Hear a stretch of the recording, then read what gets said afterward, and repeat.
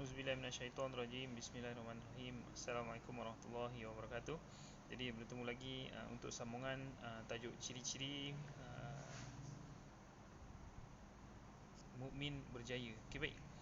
Jadi saya sambung untuk video yang pertama hari itu dari YouTube. Jadi video yang kedua ni saya sambung rakaman saya sendiri, insya-Allah. Jadi kita mulakan dengan bacaan doa.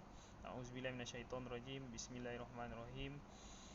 Allahumma aftah alaina hikmataka wanshur alaina min khazaini rahmatika ya arhamar rahimin. Rabbi syrah li sadri wa yassir li amri wahlul 'uqdatam min lisani yafqahu qawli. Baik, kita teruskan dengan masuk.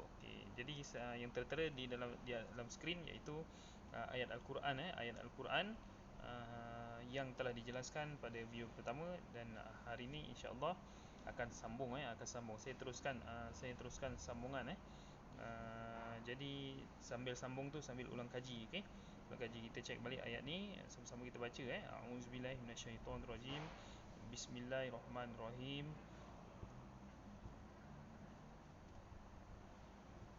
Okey, yang pertama, qad aflahal mu'minun.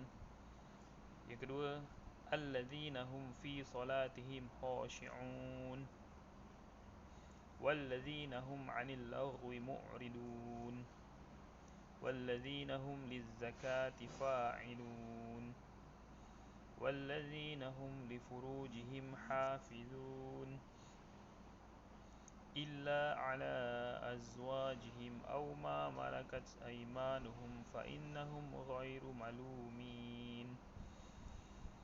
Faman ibtagha wara'a dzalika faulaika humul 'adun walladzina hum li amanatihim wa 'ahdihim ra'un walladzina hum 'ala salawatihim yuhafizun ulaika humul warithun alladzina yarithunal firdausa hum fiha khalidun. Baik, ayat ni adalah menceritakan tentang ciri-ciri mukmin yang berjaya. Dipetik daripada surah Al-Mu'minun ayat 1 hingga ayat 11. Baik, dalam nak sambung perbincangan hari ini, jadi saya tertariklah untuk menjelaskan tentang waris al-hum ulaika humul warisun. Mereka semua akan mewarisi Allah SWT berjanji mereka semua akan mewarisi apa? Mewarisi syurga Firdaus. Syurga Firdaus. Hum fiha khalidun, kekal di selama-lamanya di dalamnya. Okey, baik. Tentang perkataan waris, saya ada satu cerita yang diharapkan cerita ni dapat memberi kefahaman yang baik terhadap ayat Quran ni. Okey, baik. Bayangkan sekarang ni ada seorang bapa yang kaya. Dia ada 10 biji rumah, 10 biji rumah banglo, 10 biji kereta Ferrari, dan banyak lagi lah harta-harta dia. Baik, harta tersebut ingin diwariskan, dan dia ada 3 orang anak. Anaknya siapa dia? Saya letaklah nama dia, anak dia adalah A, anak B dan anak C. Okey? Baik. Ayah dia cakap, ayah ada harta ni, ayah nak bagi kat anak-anak ayah dengan syarat iaitu SPM kena dapat 7A. Saya sebut kat situ 7A 7A. Dengan syarat kat situ SPM dapat 7A. Okey? 7A. Jadi terus saya langkah ke anak A. Anak A dia berusaha bersungguh-sungguh. Dia berusaha sungguh-sungguh. Sungguh-sungguh sampailah peperiksaan, dia cuba jawab periksa dengan baik, keluar keputusan dapat 7A. Okey? Tu anak A, anak yang pertama. Okey, baik. Bagaimana pula dengan anak yang B pula? Anak yang B Dia berusaha juga sungguh-sungguh, berusaha sampailah SPM. Ringkas ceritanya sampailah keluar keputusan SPM. Bila keluar keputusan SPM, dia dapat 5A 2B, 5A 2B, tak sampai 7 pun A. Kecewalah dia, alamak, sikit lagi. Baik, apa cerita pula dengan anak yang ketiga C tu? Anak yang ketiga C tu, ketika ayah dia cakap, ayah nak wariskan ni harta ni, ada banyak ni, syarat dia 7A. Anak yang C ni pula apa dia? Langsung tak usah, dia sambil lewa je. Alah, pedulilah, apa heran dengan harta tu, apa heran dengan harta tu, apa heran. Baik, jadi selesailah cerita anak A, B dan C. Persoalannya, siapakah yang layak menerima waris, siapakah yang layak mewarisi harta tersebut. Jadi oleh kerana ni rakaman video, saya tak dapatlah dengar suara awak semua. Jadi saya lah yang jawab. Saya soal, saya jawab. Okey, tak lain tak bukan, anak yang mudah-mudah dapat mewarisi harta daripada bapanya tersebut ialah yang A lah. Kerana A telah memenuhi syarat tersebut dengan sempurna. Senang je, dapat. Nah, ayah tanpa ragu-ragu lagi, ayah bagi harta ni pada engkau. Okey, baik. Bagaimana dengan anak yang B? Dari segi kesungguhannya nak menunjukkan bahawa dia nak sebenarnya harta tu, tapi lepas tak syarat. Dia tak lepas syarat pun, syarat langsung tak lepas. Tak lepas syarat. Okey, dia tak lepas syarat. Okey, jadi oleh kerana dia tak lepas syarat, dapat ke tak? Syaratnya tadi ayah tu cakap 7A, tapi dia tak dapat 7A. Macam mana syarat-syarat dia tu? Okey, jadi rasanya boleh tak dia dapatkan harta dari ayah tu, dari ayah tu. Jadi sebagai ayah lah, sebagai anak, kalau awak lah, bagaimanakah awak? Sebenarnya kalau awak B kan, anak sebagai B tadi, awak dah sungguh-sungguh, tu menunjukkan bahawa awak nak harta tu, betul tak? Kita nak harta tu. Jadi bagaimanakah supaya harta tersebut sampai, kita dapat harta tersebut daripada ayah ni? Sebenarnya ada tak peluang? InsyaAllah ada peluang. Sebagaimana ada kesungguhan kan, kita ada kesungguhan, kita tunjukkan kesungguhan, dan kita ada peluang. Antaranya adalah merayu kepada ayah dengan, sebab kita ada bukti, kita ada tunjuk kan, kita dah sungguh-sungguh kan. Ayah, bolehlah ayah, saya dah usaha sungguh-sungguh, dan insyaAllah ayah akan bagi, sebab ayah nampak kesungguhan anaknya si B tadi tu kan. Okey, bagaimana dengan C tadi? Ada peluang tak? Ketika si bapak dia dah meninggal ke apa ke, ada peluang tak habis SPM dia jahanam, tiba-tiba dia minta, ayah, mana harta yang ayah nak wariskan tu? Rasanya layak tak dia terima? Rasanya susah dia dapat, tak terima. Dia takkan mewarisi harta daripada ayah dia, sebab dia langsung tak berusaha, malah kurang ajar kan. Dulu dia cakap kan, tak puas hati. Okey, baik. Apa kena-mengena cerita tersebut dengan apa kena-mengena cerita tersebut dengan waris tadi tu? Okey, ayah nak bagi harta dengan syarat. Okey, baik. Jadi sebenarnya saya nak bagi awak mudah faham, Allah SWT mewariskan syurga Firdaus. Syarat-syaratnya apa dia? Inilah syarat-syaratnya. Al-mu'minun, solat khusyuk, lagwi, tinggalkan perkara lalai, zakat, menjaga kehormatan, li furujim hafizun, kecuali kepada jaga kehormatan kecuali kepada isteri dan hamba yang kau miliki kan. Lepas tu apa dia? Amanatihim, amanah, menjaga amanah, wa ahdihim, dan janji. Lepas tu solatihim, menjaga solat. Lepas tu menjaga solat. Jadi perkara-perkara tersebut itu adalah syarat-syarat untuk masuk syurga. Dan apakah tindakan kita? Apakah tindakan kita supaya kita dapat syurga tu? Kita tunjukkanlah usaha bersungguh-sungguh. Kita tahu tak kita akan masuk syurga kan? Allah cakap buat ni. Jadi usaha kita adalah buat.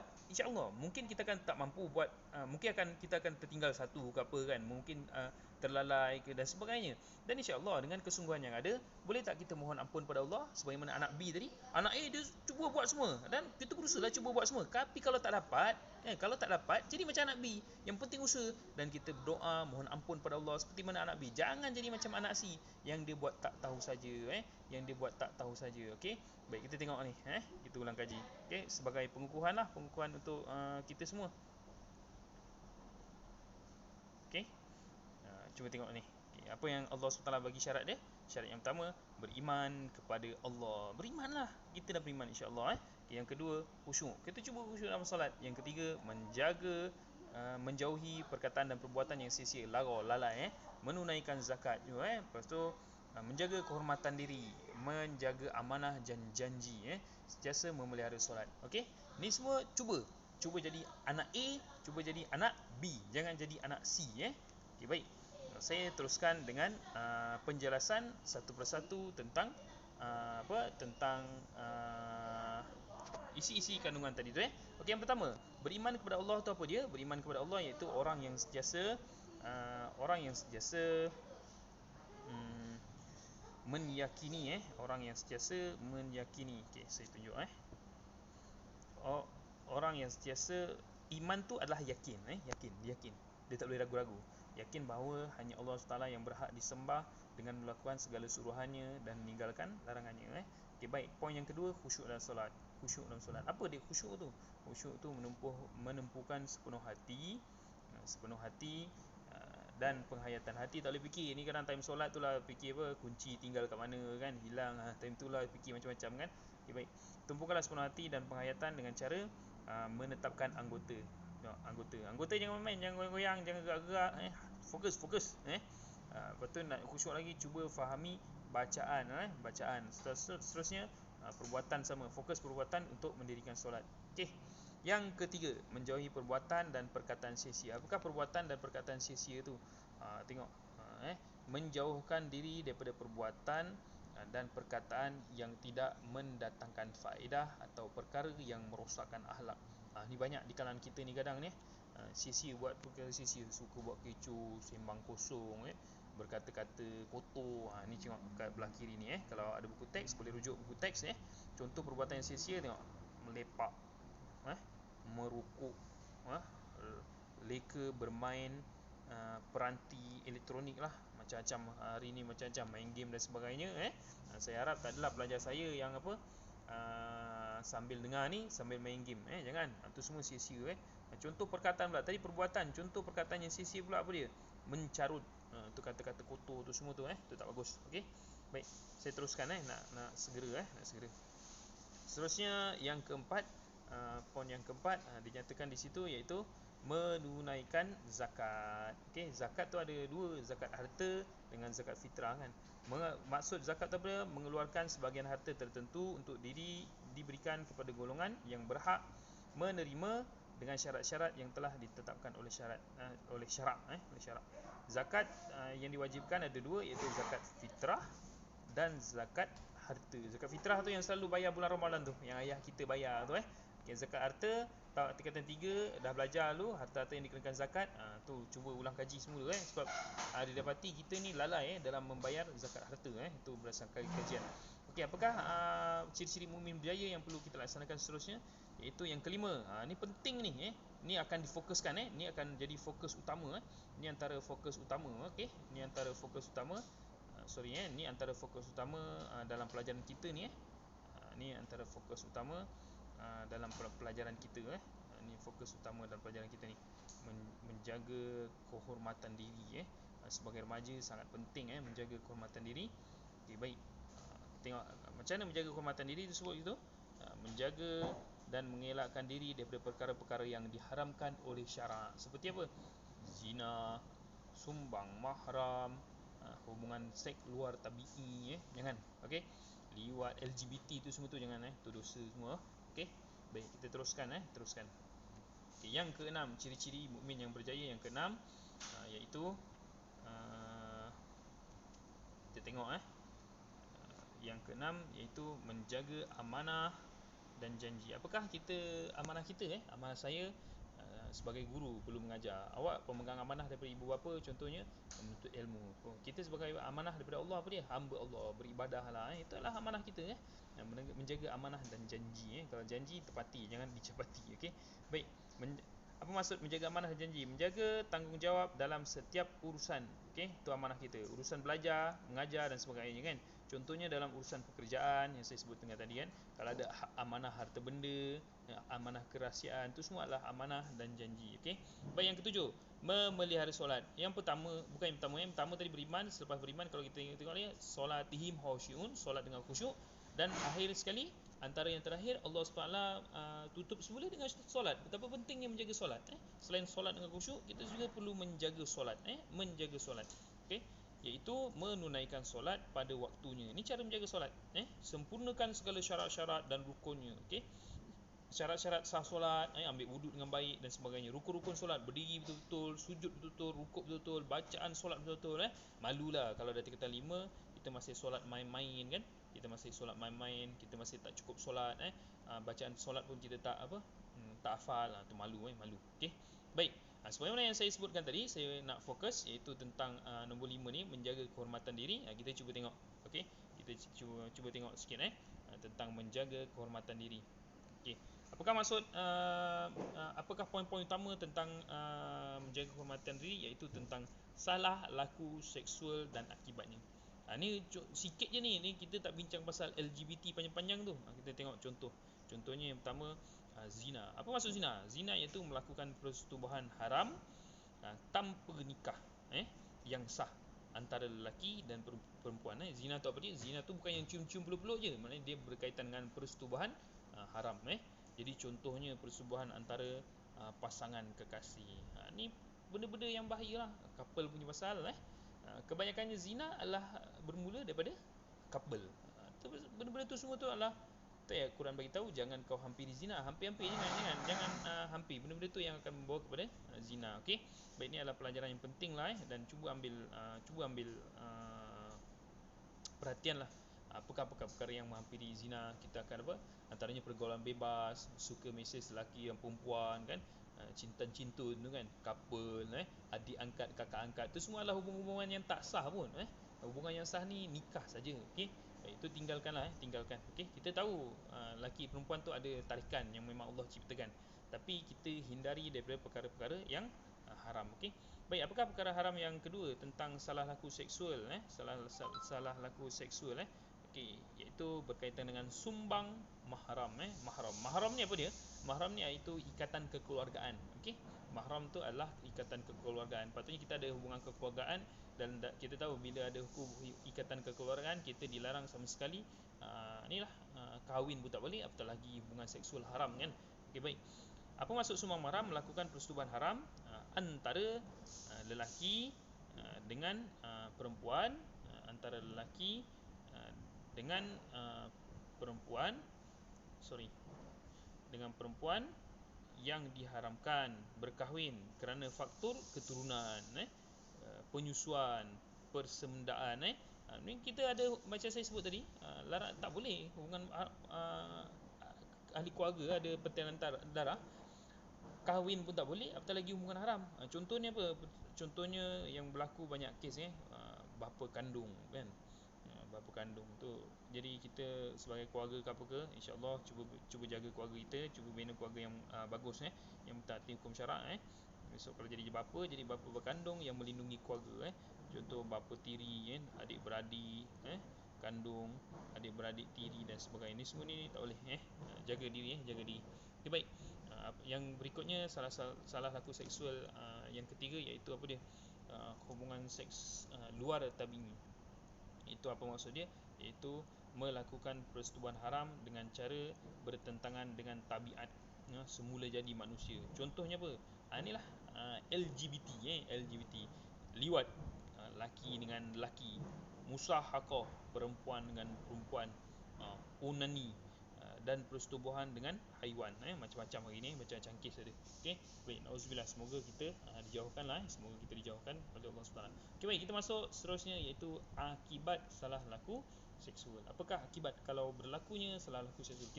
Saya ingin ingatkan baiklah bagaimana ketika berlakunya perbuatan liwat yang pertama di muka bumi, iaitu kaum Nabi Lut.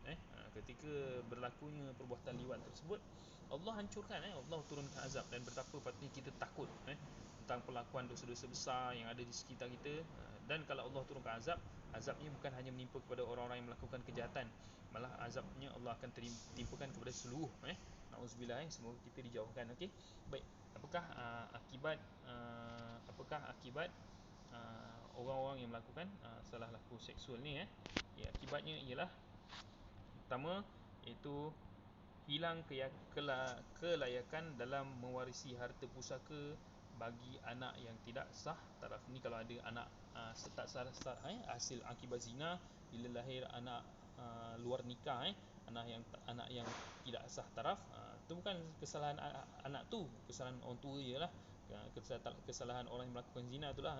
Jadi kalau ada lahir anak tu tidak layak menerima harta pusaka. Okey, baik. Seterusnya, yang kedua, iaitu menggugat keharmonian hidup bermasyarakat. Sebagaimana saya sebut tadi, bayangkan ketika kaum Lut tu melakukan kemungkaran, dosa besar, maka yang ditimpakan azab tu, Allah turunkan azab tu hampir mengenai kepada seluruh tempat. Okey. Jadi memang ada pun hadis Rasulullah, ayat Quran ke apa ke, memang menyatakan bahawa, ketika Allah turunkan azab, takutlah akan azab Allah. Ketika Allah turunkan, Allah bukan pilih-pilih lagi kadang, Allah turunkan bukan hanya kepada orang yang melakukan kemungkaran, dan Allah timpakan kepada seluruh penduduknya. Baik, jadi kita akan mengganggulah keharmonian. Bayangkan kalau ada pelacuran dan sebagainya, benda-benda itu semua adalah mengganggu keharmonian. Bayangkan kalau kita ada anak perempuan, kita ada, sanggup tak kita membiarkan anak kita melakukan salah laku seksual? Jadi kita dari sekarang lah kita jaga diri kita. Baik. Yang berikutnya iaitu mencetuskan pelbagai perbuatan jenayah, contoh antara ayah dengan anak, dan sebagainya lah. Okey, jadi bila berlaku salah laku seksual tu semua adalah jenayah. Anak kan ada keluar suara khabar kan, anak dirogol oleh abang kandung, anak dirogol oleh bapa tiri dan sebagainya. Itu semua adalah salah laku jenayah yang sepatutnya kita hindari. Apa lagi yang keburukan yang berlaku lagi yang kita nampak sehingga hari ini, iaitu terdedah kepada penyakit fizikal seperti AIDS, jangkitan AIDS dan sifilis. Untuk pengetahuan awak, sekarang tahun 2020, data 2018 tak silap saya, hingga 2019, data peningkatan kes penyakit AIDS ni, dia bukan masalah daripada lelaki perempuan. Yang lebih memburukkan keadaan adalah dia datang kerana gay, kerana gay, hubungan gay tu, iaitu liwat, seks luar tabi antara lelaki dan lelaki. Dan itu sangat mengejutkan kita bahawa rupanya di sekeliling kita, di sekitar kita, banyaknya salah laku seksual yang boleh memberi keburukan kepada orang sekitar. Baik. Kita beri berikutnya, iaitu menyebabkan, apakah akibat salah laku seksual? Menyebabkan gangguan emosi dan mental. Kita bayangkan berapa banyak orang yang terkena salah laku seksual. Kalau kat sekolah Kosas ni pun ada kes dulu, perempuan datang sekolah, budak-budak perempuan datang sekolah, tiba-tiba menangis. Rupanya datang kes kenapa ketika jalan kaki naik bas tu, tiba-tiba kena raba dan sebagainya. Itu baru kena raba. Bayangkan orang yang mendapat gangguan seksual yang teruk. Jadi itu akan menyebabkan gangguan emosi dan mental. Dan yang terakhir, menyebabkan keruntuhan institusi keluarga. Dan ini semua berlaku hari ini, dan kita nampak akibat ni memang berlaku, dan realitinya memang berlaku. Jadi awak boleh baca, tengok, dan awak cuba fikir baik-baik, betapa kita akan ada berita-berita ni yang inilah bermain dalam media-media kita hari ni. Memang berita ni akan lalu dalam media-media kita, salah laku seksual ni. Baik. Jadi saya harapkan apa yang kita belajar hari ini, kita cuba ambil pelajaran. Dan apakah pelajaran-pelajaran tersebut daripada ayat tersebut? Sebagai umat Islam, pelajaran yang pertama, pelajaran yang pertama sebagai umat Islam, kita tengok sini. Yang pertama ni, kita hendaklah meningkatkan keimanan kepada Allah SWT dengan melaksanakan segala suruhannya dan meninggalkan larangan. Ini tanda-tanda orang beriman. Taat kepada Allah, buat apa yang diperintahkan, tinggalkan segala larangannya. Allah dah perintahkan tadi ciri-ciri orang beriman. Yang pertama, ciri-ciri mukmin berjaya apa dia? Berimanlah. Mukmin kan beriman. Syaratnya nak masuk syurga, nak mewarisi syurga, Allah cakap beriman. Beriman. Baik. Yang kedua, syarat yang kedua iaitu apa dia? Tak lain tak bukan solat. Kita hendaklah menunaikan solat dengan khusyuk, kan? Solat dengan khusyuk agar menjadi hamba yang bertakwa. Allah SWT bagi tahu syarat-syaratnya nak mewarisi syurga Firdaus, solatlah dengan khusyuk. Okey. Baik.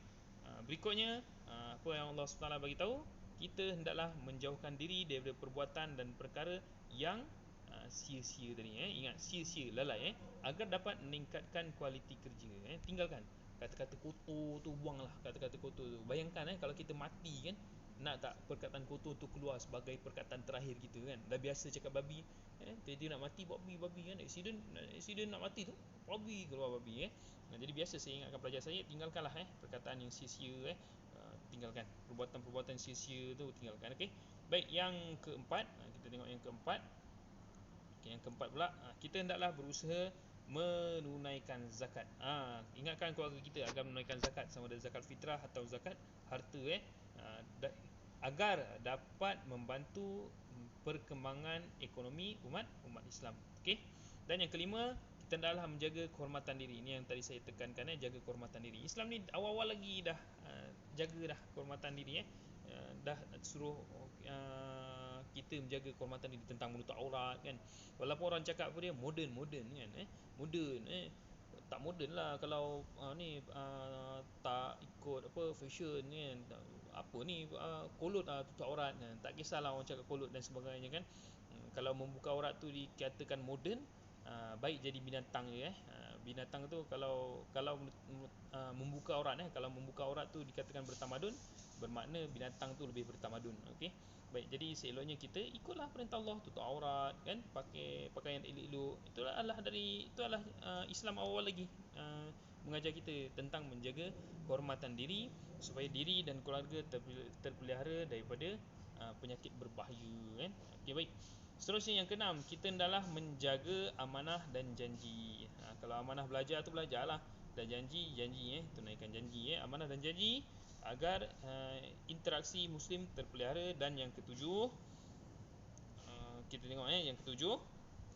Okey, kita hendaklah sentiasa memelihara solat, memelihara solat untuk melahirkan individu yang berdisiplin. Tepati waktu solat, jangan tangguh-tangguh. Tak kisahlah tengah main game dan sebagainya, masuk waktu solat, jangan buang masa. Okey. Baik, saya ulang balik. Yang pertama, nombor satu, nombor satu tentang semua fokus, nombor satu. Okey, saya nak tandakan warna kuning. Nombor satu, kita hendaklah tentang nombor satu, tentang keimanan kan. Allah cakap iman, ciri-ciri mukmin berjaya adalah iman. Ciri mukmin yang kedua adalah solat dengan khusyuk kan, solat dengan khusyuk. Ciri yang ketiga iaitu menjauhkan diri daripada perkara lara atau sia-sia. Ciri yang keempat iaitu menunaikan zakat. Ciri yang kelima hendaklah menjaga kehormatan diri. Ciri yang keenam iaitu hendaklah menjaga amanah dan janji. Ciri yang ketiga, kita hendaklah memelihara solat, solat awal waktu dan sebagainya. Okey. Baik, semuanya adalah tujuh perkara. Itu pasal saya sebut tadi apa dia? 7A kan, 7A. Berusahalah untuk dapatkan 7A yang ditetapkan oleh Allah SWT agar kita dapat mewarisi syurga Firdaus. Dan kalau usaha kita tu mungkin ada tertinggal 1, 2 dan sebagainya, apa yang kita perlu buat? Kita contohi oleh pelajar B tadi. Apa yang dia buat?